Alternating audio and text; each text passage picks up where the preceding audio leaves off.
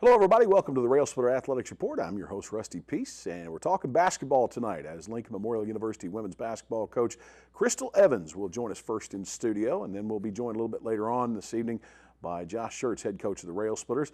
LMU women back on winning track as they picked up a victory on Wednesday night here in the Tex Turner Arena over Tusculum College. We'll talk with Coach Evans about that big win and about this weekend's big matchup with the Royals of Queens University here in the house that Tex built, and that's coming up in the first part of our segment. Later on, Josh Schertz and the Railsplitters ranked number 2 nationally and number 1 in the NCAA Southeast region, number 1 in the South Atlantic Conference. We'll talk with him about the victory over the Pioneers on Wednesday night and about this weekend's matchup with Bart Lundy and the Royals, a game which is very much anticipated. Battle of the Bigs inside is where the main focal point will be in terms of my broadcast, I can guarantee that, but guard play is at a premium as well. It's all coming up tonight on the Railsplitter Athletics Report. Stay with us. We have a big problem, and we need your help. It's happening on college campuses, at bars, at parties, even in high schools. It's happening to our sisters and our daughters, our wives and our friends. It's called sexual assault, and it has to stop. We have to stop it. So listen up. If she doesn't consent, or if she can't consent, it's rape, it's assault. It's a crime. It's wrong. If I saw it happening, I was taught you have to do something about it. If I saw it happening, I speak up. If I saw it happening, I'd never blame her. I'd help her. Because I don't want to be a part of the problem. I want to be a part of the solution. We need all of you to be part of the solution. This is about respect. It's about responsibility. It's up to all of us to put an end to sexual assault. And that starts with you. Because one is too many.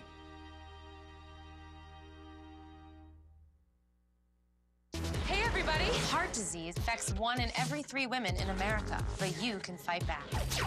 There's no time to lose. Mothers, sisters, daughters, families, and friends, it's time to shout louder, stand stronger, and demand change. Let's go! To the Batmobile. Dang it. To the invisible jet! Dang it. Together, we can put an end to heart disease. It's time to go red for women. I could use your help. Yeah! Learn more from the American Heart Association at www.goredforwomen.org. If you love your car or truck, let us help you keep it clean at Soapy J. Soapy J's has unlimited wash plans to fit every budget. Try our $5 express wash or one of our 3 monthly wash plans. The Wheel Deal, the Soapy J, or the new Blast Wax. With our monthly wash plans, if you pay with credit card, all you do is pay for the present month and your card will be billed on the 1st of each month. Don't forget, Soapy J's has free vacuums with any wash. Soapy J's Express Car Wash, open 7 days a week. Let us help keep your car or truck clean at Soapy J. Soapy J's on the Cumberland Gap Parkway, Middlesboro.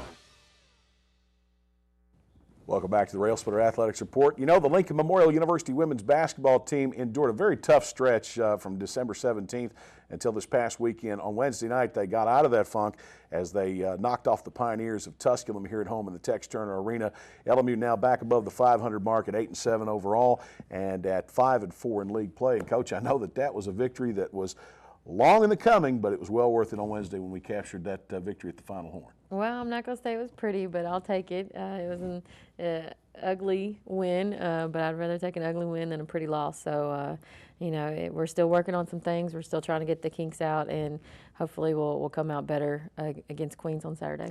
Over the last few weeks, you and I have had the opportunity to sit down, whether it be through the pregame, postgame, or this show, and talk many times about how you've had to make adjustments due to the personnel that you've had available at your fingertips.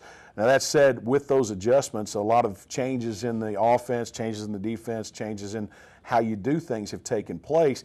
I saw a lot of those changes on Wednesday night, and for the most part, it was a solid inside-outside attack. It was. I think the girls, you know, I'm not ever really concerned with our offense. We pretty much have several different pieces that we can go to get points from on any given night. I'm more concerned about our defense.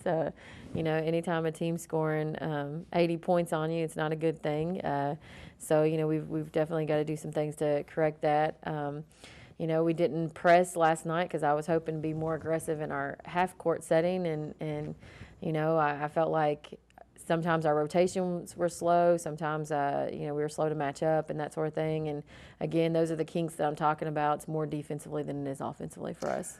This was a game where, typically we start two traditional bigs on the inside, in Josie Harding and, of course, Megan Pittman. But by and large, throughout most of the contest for both teams, we saw 4 guards out there for each team and only 1 on the inside. Yes, we did. And again, that's another adjustment. And honestly, that's personnel because we're down in our post players and we can't play Josie 40 minutes a game and we can't play Megan Pittman 40 minutes a game. So we are going with the 4 guard out around 1 post on the inside and changing it up a little bit. Coach Williams, I know you've known her for a long time, and she ran a variety of different players inside the paint at Megan Pittman and Josie Harding. Lakeisha Beasley, the LMU post players. But I thought that on Wednesday night, Megan Pittman got off to a great start, and she really carried the torch for us offensively. She did, but she actually got most of her points from the high post. The way that they were playing in their 1-3-1, we were trying to isolate Megan as much as we could. And if they were going to come out and that middle person guard her in the 1-3-1, then we should have the high-low where Josie's literally isolating a little guard on her underneath the paint, which we got several times. I wish we got a little bit more, but again, at the end of the day, that was effective, and Megan hit some big shots for us, and she had a great night. When you look at the way things are supposed to unfold, when you get that inside game going, as we did with Pittman and Harding coming in there and being productive on the inside from a rebounding standpoint, et cetera, it opens things up out on the perimeter. Really didn't happen for Katrina Otteson in the first half, but she came in the second half and really picked it up for us out there on the circle. Well, Katrina, she got 2 quick fouls in the first half, so I had to sit her, and she, came back focused in the second half. And again, because Megan and Josie were scoring their points, it allowed Katrina to get open on the baseline, and we had her as that baseline runner pretty much the entire second half, and so she was able to knock some key points down for us in the corners, and that's what Katrina was doing, what she's great at doing. She's knocking down open shots. Let's switch to a different Katrina, talking about Katrina Williams, head coach of the Pioneers. Now, you've known her for a long time. Yeah. This is the first time you all have squared off as head coaches. Was there anything that you knew about her tendencies, maybe from the college days, that helped you in this victory? Well, no, I would love to say that there was, but Katrina is just extremely competitive, and like I've said it before, she's one of the most competitive players I've ever played with and played against. And I knew she'd have her team prepared, and she's that, she's got fire within her, and I know that was going to be contagious amongst her team, and she's not going to let up, and nor did her team against us Wednesday night. I mean, they fought tooth and nail for every single thing, and it came down to the wire. But I didn't expect anything less from Katrina. I knew she was going to have her team prepared, and she was coming in there prepared, and she was wanting a victory. And the only good thing I can say is we're still friends. Coach, you had approximately 2.5 to 3 days to prepare for this one with the Pioneers. In that preparation, the adjustments that you made to compete against this opponent, the next opponent, give us an evaluation of where you feel your team performed on a scale of 1 to 100.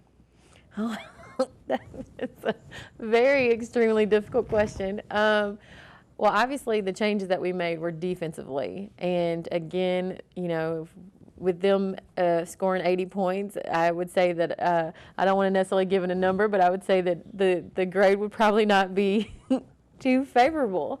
It's definitely stuff that we need to continue to work on, and we're going to go back to the drawing board and continue to work on it and correct those things before Saturday.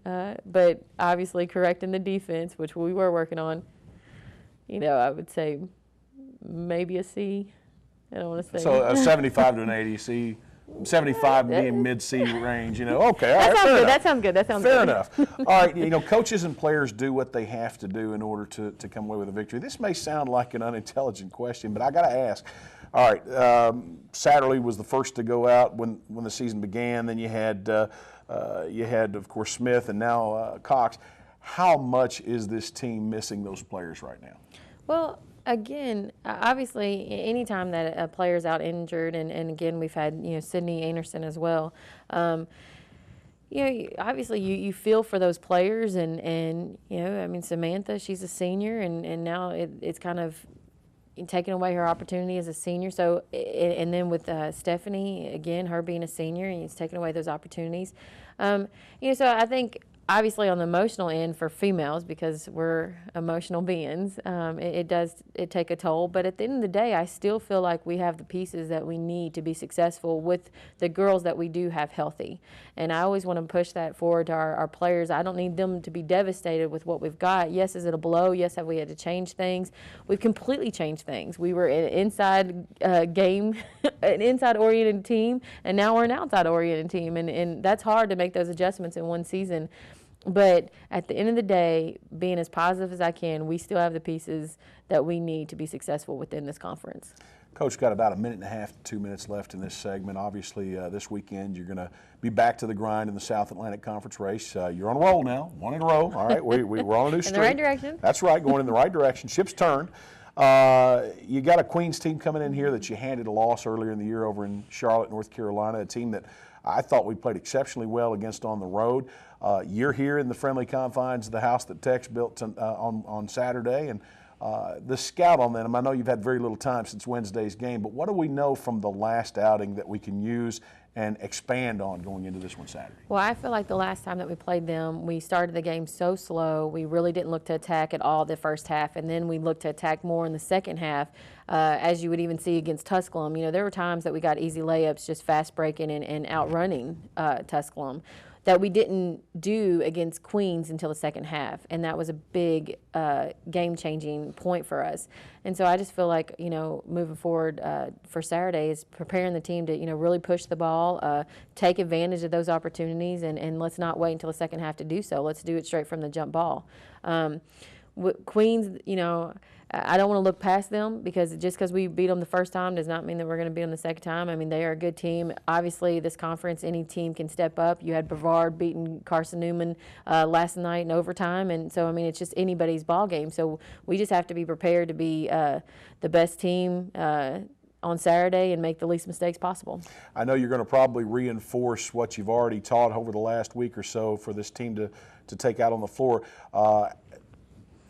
Any new things that you're going to implement this week in preparation for Queens? Well, not specifically, but are there new things? I mean, I would love for us to box out more. So let's just throw that one out. Well, that's not a new thing. That's kind of fundamental. So we'll go ahead and take that with a grain of salt. Coach, best of luck to you this Saturday against the Royals. Congratulations on a great win Wednesday night against the Pioneers. I know that there's a lot of basketball left to be played. I mean, we're 15 games into a 28-game regular season schedule, playing for a possible host position in the first round of the SAC tournament quarterfinal round, and that's still a long way to go, but you're well in position to do that. I think you're in the 5 spot right now. Mm-hmm. So again, congratulations and good luck Saturday. Thank you. All right, Lady Railsplitters tip off at 2 o'clock on Saturday, and we'll have pregame coverage at 1:40 on the LMU Sports Network. We're going to take this time out, and we'll be back here on the Railsplitter Athletics Report. You make me wear my bike helmet. You taught me never to run with scissors. You tell me to stay away from drugs. To always buckle my seatbelt. And to follow the swimming rules. You're always looking out for me and trying to keep me safe. So why do you keep a loaded gun in your drawer? Here in the garage. Closet. Shoebox. Under the bed. Where anyone can get to it. How safe is that? How safe is that? How safe is that? You asked them to follow some safety rules. Now they're asking you. In fact, they're counting on you. Never let your gun get into the wrong hands. If you own a firearm and are not using it, please be responsible and be sure that it's stored in a safe place. Remember, always lock it up. For more information on firearm storage safety, visit ncpc.org. You can be a hero by being prepared for an emergency. First, make a plan. Call a family meeting to plan for things like how to connect with loved ones after an emergency. There. Or your escape route. I am not fast. Build a kit.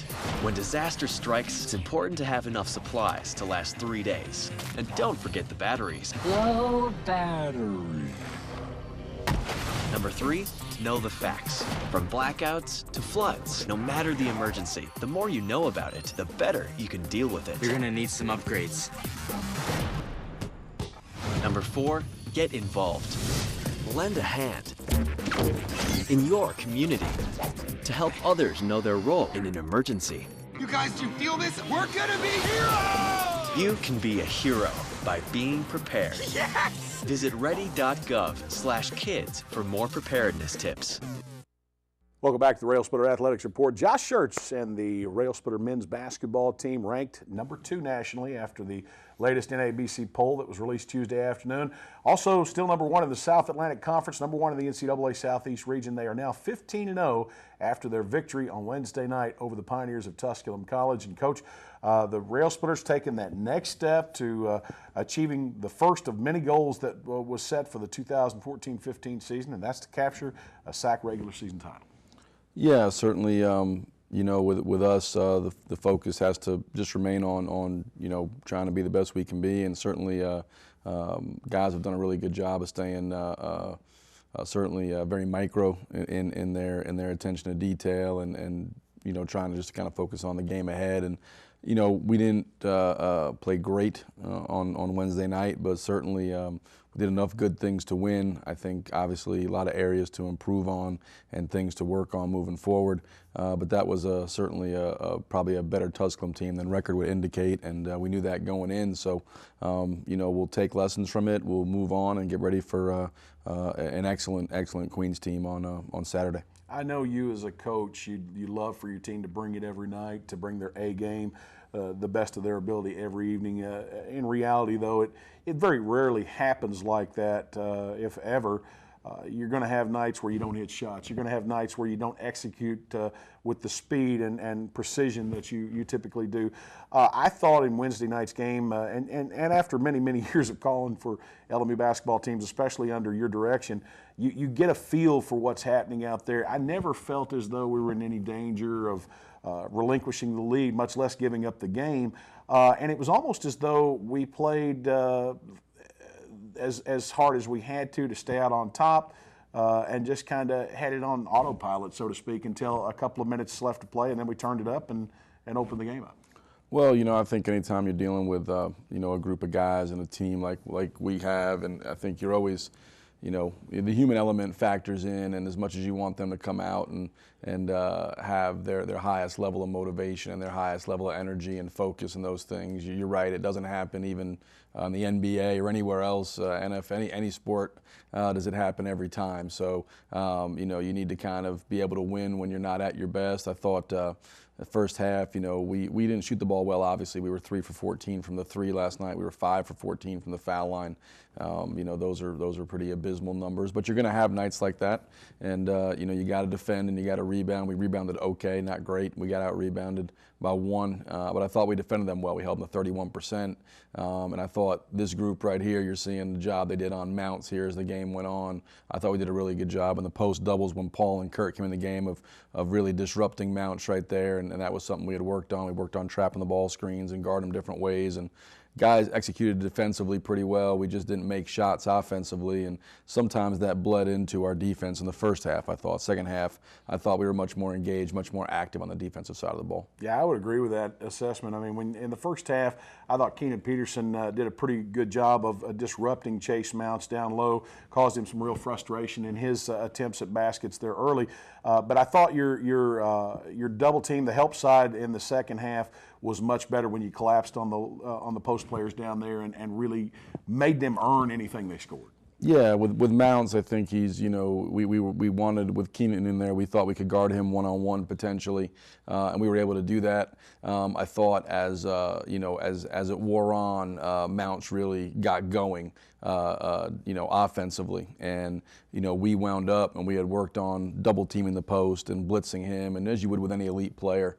And, you know, we were able to do that successfully. Obviously, we didn't want Kurt or Paul to get stuck on him one-on-one. That's not a good deal for us. So, but guys did a good job, you know, of dropping in front of the dive and taking away some different things. And, You know, like I said, defensively the execution was at a pretty good level, and the second half particularly. And we, you know, like I said, there's red flags or things we got to work on. But at the end of the day, you know, that's the way it's going to be all year. You know, you got areas you can improve on, things you got to get better at, and that's what we got to kind of take those lessons. And obviously, we did enough good things to win the game on a night where, like I said, from 3-point range and from the free throw line, we were about as bad as you could be. All right, the victory on Wednesday evening over the Pioneers combined with last Saturday's road win over Wingate puts you at 15-0, 8-0 in the league. Now that you got a little bit of help last night. I asked you after the game in the post-game wrap-up, were you carrying four-leaf clovers or rabbit's feet or whatever in your pockets? There you see Newberry last night, somewhat of a mild upset throughout the league. Newberry was top 25 ranked again for the second time this year. They were defeated by Lenore-Ryan in another game that really kind of put some space between you and the next opponents. Queens loses to Wingate, you know, a team that was coming off of a loss. Queens on a big win streak, and Brian Good got his team out of the funk and knocked off the Royals.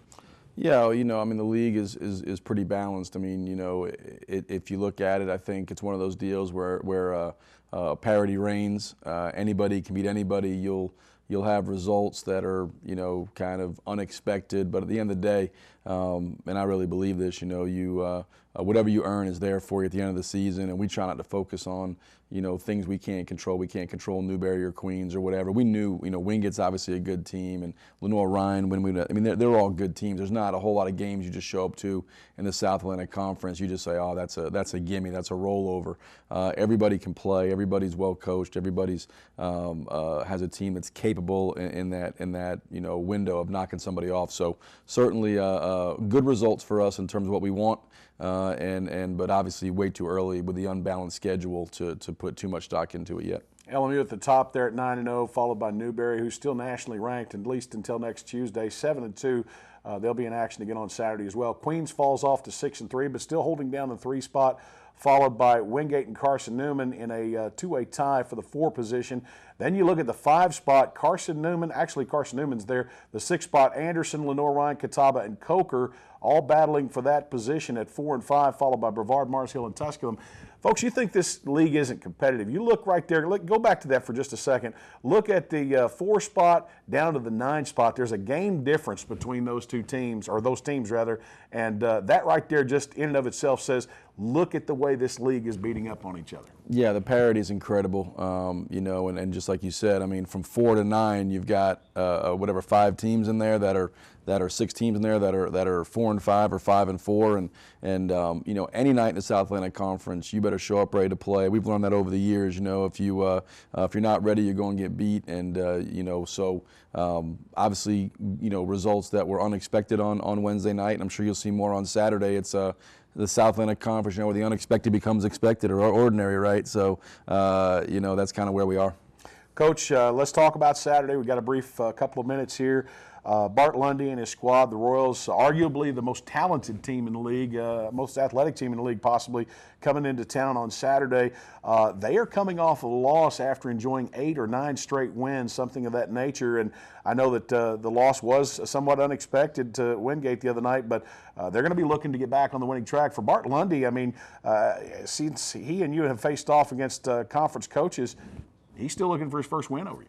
Well, yeah, you know, Bart and I, you know, worked together for a number of years, and certainly, you know, I wouldn't be here without him. He was a big part of me. You know, in my career, he's been probably the most impactful person, you know, in terms of getting me to where I am. So I'm very appreciative of him, and they've got a great program. His team is, like you said, I think maybe the most talented team in our league. They have size, depth, athleticism, tremendous talent. They're very well coached. Took them a while to get going. They won 8 straight, and then all of a sudden last night they're up 14 against Wingate. Wheels came off. They wound up losing a game. They led inside the final 2 minutes, and to Wingate's credit, they battled and took them down. They'll be coming in here, and I'm sure they'll be excited to play, ready to go. We're going to have a great effort, great intensity, great focus on a turnaround, and we got to do a better job than we've been on the backboards and some different areas to have a chance on Saturday. I expect to take Queens' best shots. We need to be ready to play our best. I know we got less than a minute to go. I know in the post game on Wednesday you said that we were hoping that Curtis Webb would be back this Saturday. Obviously, it's been a short turnaround since that time, but are we still looking for that? Is that a reality or a possibility? It's a possibility, and even, you know, this, if he does, he's been out for 10, 11 days. It'll be hard for him to really have much rhythm. But the hope is that he can play on Saturday. That's what the goal they're shooting for. But we won't get him back until he's, in position to help us in terms of physically. So hopefully Saturday he'll at least be able to give us some spot minutes. All right. Well, Coach, we're glad to have you back into the Tex Turner Arena. 3 of the 4 next games are at home. Obviously, we're on the road next Wednesday night at Mars Hill. Then we're back for 2 straight games in the Tex Turner.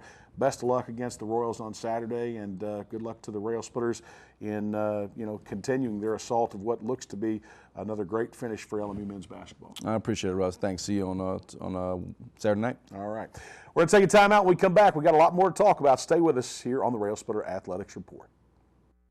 At Citizens Bank, we're different from everyone else. We've proudly served business communities of Northeast Tennessee since 1912 and have security you can count on. We offer the convenience of internet banking, excellent loan services on various types of loans, cash management, and small business banking at all of our convenient locations in Harrogate, Tazewell, New Tazewell, Bean Station, and Morristown. Visit our website to find out more at citizensbanktn.com. Citizens Bank, no more banking as usual. Equal housing lender, member FDIC.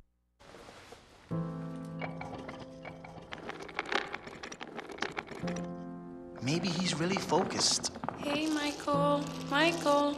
Maybe he likes spinning the wheels. Maybe he just loves trucks. Maybe he's just being a boy.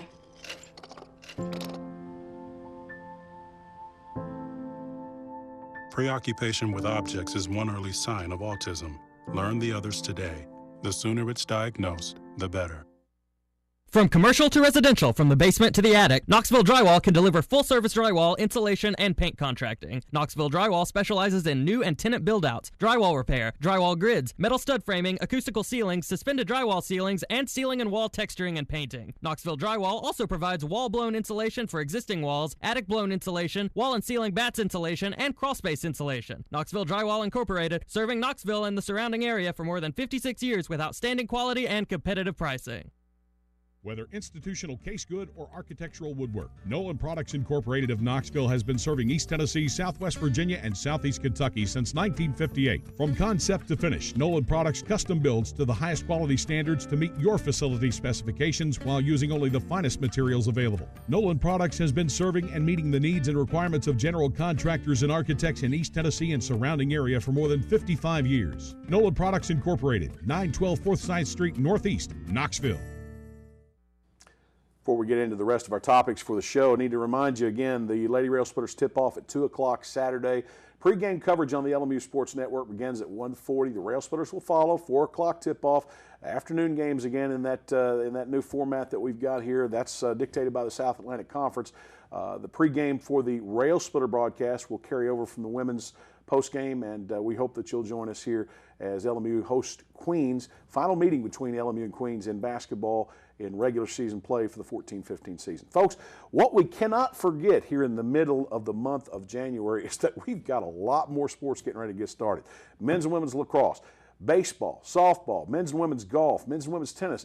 Next week, we're going to be talking about some of the spring sports. Josh Schertz, Crystal Evans won't be with us on next Thursday evening, but we will be talking with a couple of the spring sports coaches and about their upcoming seasons, and we certainly hope that you'll join us for that as we look for warmer months and the outdoor sports to get cranked up in early February. It's a sports information department, athletic training department, LMU Sports Network department's nightmare when you get those crossover schedules. You got all those sports going at once, anywhere between 8 and 10 taking place at the same time. You just can't be there all the time, and yet everybody demands the same attention. It's all the time we have for tonight. Until next Thursday evening, I'm Rusty Peace. Good night from the Railsplitter Athletics Report crew and cast. We'll see you next week. Sorry about that.